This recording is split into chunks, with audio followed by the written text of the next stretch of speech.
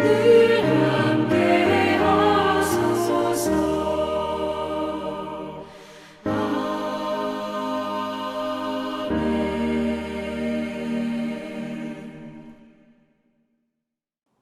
오늘 우리에게 주신 하나님의 말씀은 사무엘하 10장 1절부터 19절의 말씀입니다. 구약성경 476쪽입니다. 사무엘하 10장 1절부터 19절의 말씀을 드라마 바이블로 낭독합니다. 제10장.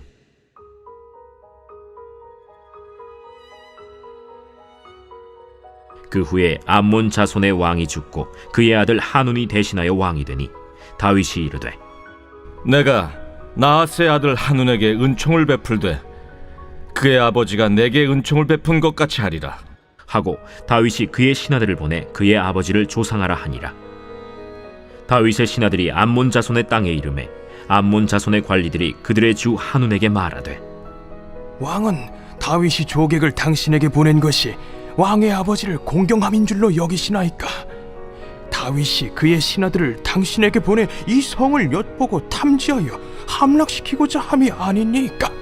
하니 이에 한운이 다윗의 신하들을 잡아 그들의 수염 절반을 깎고 그들의 의복의 중동 볼기까지 자르고 돌려보내매 사람들이 이 일을 다윗에게 알리니라.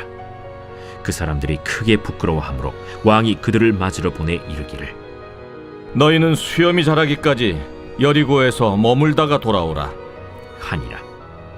암몬 자손들이 자기들이 다윗에게 미움이 된 줄 알고 암몬 자손들이 사람을 보내 벳르홉 아람 사람과 소바 아람 사람의 보병 2만 명과 마아가 왕과 그의 사람 1,000명과 돕 사람 12,000명을 고용한지라. 다윗이 듣고 요압과 용사의 온 무리를 보내매 암몬 자손은 나와서 성문 어귀에 진을 쳤고 소바와 르홉 아람 사람과 돕과 마아가 사람들은 따로 들에 있더라. 요압이 자기와 맞서 앞뒤의 친척진을 보고 이스라엘의 선발한 자 중에서 또 엄선하여 아람 사람과 싸우려고 진치고 그 백성의 남은 자를 그 아우 아비새의 수하에 맡겨 암몬 자손과 싸우려고 진치게 하고 이르되, 만일 아람 사람이 나보다 강하면 네가 나를 돕고 만일 암몬 자손이 너보다 강하면 내가 가서 너를 도우리라. 너는 담대하라. 우리가 우리 백성과 우리 하나님의 성읍들을 위하여 담대히 하자. 여호와께서 선히 여기시는 대로 행하시기를 원하노라. 요압과 그와 함께한 백성이 아람 사람을 대항하여 싸우려고 나아가니 그들이 그 앞에서 도망하고 암몬 자손은 아람 사람이 도망함을 보고 그들도 아비새 앞에서 도망하여 성읍으로 들어간지라. 요압이 암몬 자손을 떠나 예루살렘으로 돌아가니라. 아람 사람이 자기가 이스라엘 앞에서 패하였음을 보고 다 모임에 하다데셀이 사람을 보내 강 건너쪽에 있는 아람 사람을 불러내매 그들이 헬람에 이르니 하다데셀의 군사령관 소박이 그들을 거느린지라. 어떤 사람이 다윗에게 알림해 그가 온 이스라엘을 모으고 요단을 건너 헬람에 이르매 아람 사람들이 다윗을 향하여 진을 치고 더불어 싸우더니 아람 사람이 이스라엘 앞에서 도망한지라.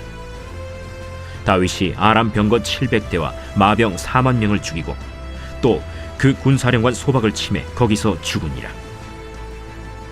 하다데셀에게 속한 왕들이 자기가 이스라엘 앞에서 패함을 보고 이스라엘과 화친하고 섬기니 그러므로 아람 사람들이 두려워하여 다시는 암몬 자손을 돕지 아니하니라.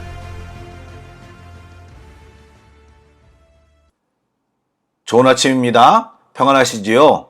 살아계신 주님이 이 아침에도 우리를 주님 곁으로 부르셨고 우리는 이렇게 새벽 예배 자리에 있습니다. 예배의 기쁨과 주님이 주시는 은혜 안에 깊이 머무는 주의 백성들이 다 되시길 주님의 이름으로 축복합니다. 아멘. 말씀을 나누겠습니다.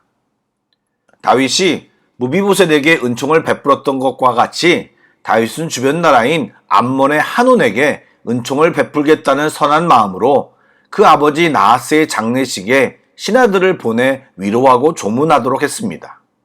다윗의 입장에서는 혼란스러운 상황을 틈타 암몬을 공격할 수도 있었지만 나하스와 맺었던 우호 관계를 저버리지 않고 새로운 왕 한운과도 그 관계를 이어가려고 의지를 보인 것입니다. 그런데 암몬의 신하들은 다윗의 그런 선의를 왜곡하고 조문객을 정탐꾼으로 의심하였는데 그런 신하들의 말을 듣고 왕 한운은 조문객의 수염을 깎고 의복을 엉덩이 절반까지 자르는 등 모욕을 주었습니다. 이런 행동은 당시 문화에서 엄청난 모욕으로서 단순히 조문객의 모욕이 아닌 이런 행동은 당시 문화에서 엄청난 모욕으로서 단순한 조문객의 모욕이 아닌 다윗 왕이 모욕당한 것과 다름이 없었습니다. 그럼에도 다윗은 먼저 모욕을 당한 신하들을 걱정하여 수염이 다 자랄 때까지 여리고에 머물도록 조치를 취했으며 암몬에 대해 어떠한 군사적인 행동을 취하지 않았습니다. 여러분, 때때로 큰맘 먹고 행동한 우리의 선의가 거절되게 되면 또 다윗과 같은 상황이 되면 우리들의 선한 의지는 바로 꺾이고 오히려 악한 마음으로 변하는 것이 보통입니다. 그러나 그런 성급한 행동보다는 선의에 근거하여 관계 개선을 위해 끝까지 최선을 다하는 것이 우리들의 모습이 되어야 합니다. 그리고 우리는 다윗이 이스라엘 나라를 굳건히 세우기 위해 수많은 전쟁을 했다는 사실을 알고 있습니다. 그러나 그가 치른 전쟁은 개인적인 야망이 아니라 약속의 땅을 정복하는 언약의 성취의 과정이었습니다. 오늘의 내용도 보면 다윗이 전쟁을 일으킨 것이 아니라 불가피한 상황이 연출된 것입니다. 이에 암몬 사람들은 자신들의 행동으로 다윗의 미움이 된 줄 알고 아람 용병들을 고용하여 전쟁을 하려고 집결했습니다. 이 소식을 들은 다윗은 비로소 요압과 그의 용사들을 출정시켰습니다. 암몬과 아람 연합군은 거대한 병력이었는데 이스라엘 군대의 숫자는 성경이 밝히고 있지 않지만 암몬 아람 연합군에 비해서 훨씬 적었을 것이라 추측됩니다. 8절에 보면 암몬 아람 연합군의 전술이 소개되고 있는데 암몬 군대는 성 안에서 수성전을 하는 것이 아니라 밖으로 나와 진을 쳤고 아람 용병들은 이스라엘 뒤편 들판에 진을 쳐서 이스라엘을 가운데 두고 양쪽으로 치르는 계획을 가졌던 것으로 보입니다. 성경 저자는 요압이 이 위기를 어떻게 극복했는지를 자세히 설명하고 있는데 일단 그는 더 우세한 아람 용병들을 상대하기 위해 정예병을 선별하였고 나머지 군대는 암몬 군대를 상대하도록 했습니다. 이런 대응은 나름 그동안 전장의 경험에서 나온 요압의 뛰어난 임기응변으로 볼 수 있습니다. 그러나 요압은 거기서 그치지 않고 지금까지 다윗이 그랬듯이 이 전쟁을 거룩한 전쟁으로 보고 모든 주도권을 하나님께 돌렸습니다. 12절 말씀을 제가 읽어보겠습니다. 너는 담대하라. 우리가 우리 백성과 우리 하나님의 성읍들을 위하여 담대히 하자. 여호와께서 선히 여기시는 대로 행하시기를 원하노라. 요압의 말에서 전쟁은 죽게 속겠다고 외쳤던 다윗의 외침이 생각났습니다. 사랑하는 여러분, 사실 요압은 지금 랍비까지 뒤도 안 돌아보고 진군해 왔고 그러다 연합군의 함정에 빠져 앞뒤로 포위당하는 지경에 이르렀다고 생각할 수 있습니다. 잘못하면 대패로 이어질 수 있는 위기의 순간이었던 것입니다. 그런데 그때 성경 저자는 요압의 외침을 빼놓지 않고 기록하며 이후 그들의 승리의 원동력이 전쟁 가운데 하나님을 인정한 행동 때문이었음을 보여주고 있습니다. 여러분, 우리는 우리 삶 속에서 예기치 못한 상황으로 당황하고 난감할 때가 있습니다. 그때마다 내 경험과 방식으로 상황 대처하는 것에 익숙하게 되면 점점 하나님을 의지하기 어렵게 됩니다.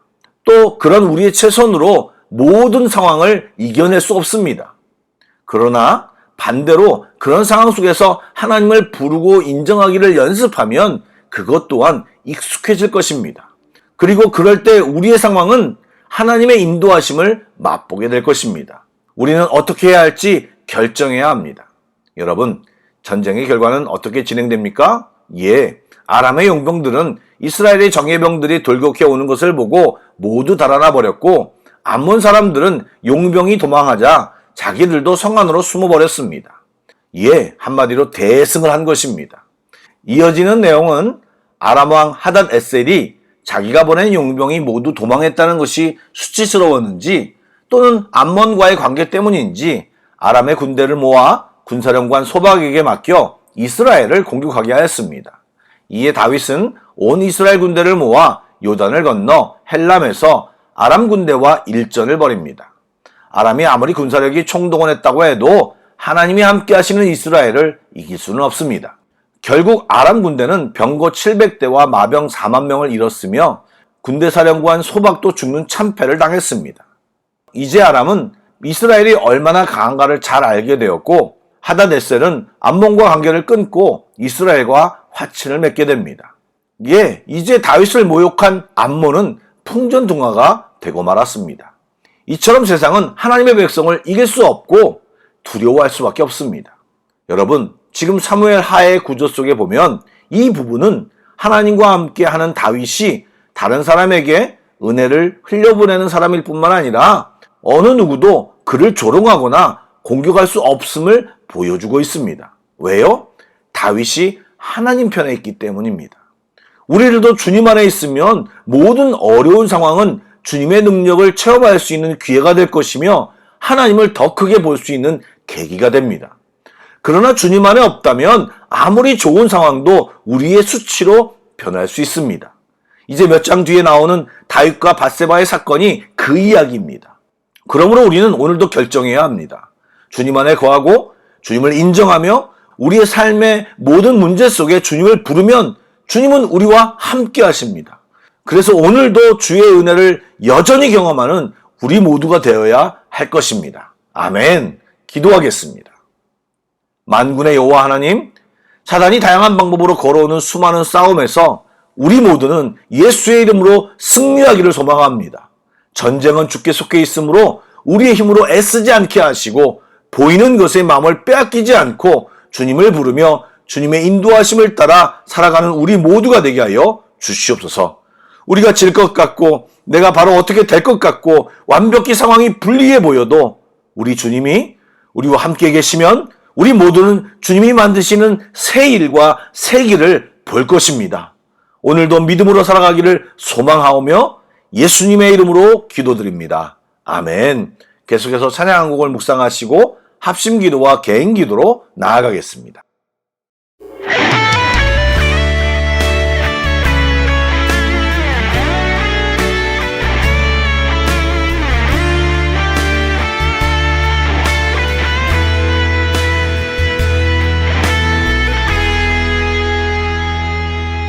내게 허락하신 시련을 통해 나의 믿음 더욱 강하게 자라나고 험한 산과 골짜기 지나는 동안 주께 더 가까이 나를 이끄시네. 내가 겪는 시험이 어렵고 힘겨워도 내 주님보다 크지 않네. 내 앞에 바다가 갈라지지 않으면 주가 나로 바다 위 걷게 하리. 나는 믿네. 주의 능력으로 내 삶 새롭게 되리. 나는 믿네. 주의 능력으로 담대히 나가리라. 주와 함께 싸워 승리하리라. 난